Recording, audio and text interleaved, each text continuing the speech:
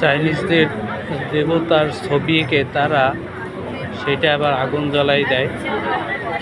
এটা তাদের পূজা করে, তাদের পূজার অংশ।